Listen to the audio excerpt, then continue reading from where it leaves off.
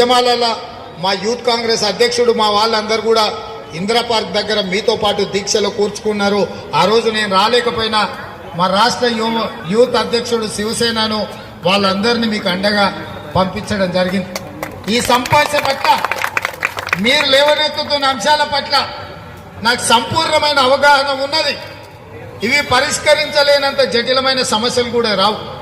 ఇవాళ ప్రభుత్వం అనుకుంటే ఒక గంటల మీ సమస్యలు పరిష్కారం అయితే మిమ్మల్ని కూర్చోబెట్టి మాట్లాడితే పరిష్కరించగలిగిన సమస్యలు అనుకుంటే అక్కడనే మిమ్మల్ని కూర్చోబెట్టి మీరు ఛాయ్ తాగే లోపల జీవో ఇచ్చి మిమ్మల్ని పంపించవచ్చు. ఎస్ఎస్ఏ ఉద్యోగులు కానీ వీళ్ళందరికీ ఉద్యోగ భద్రత ఉంటుంది.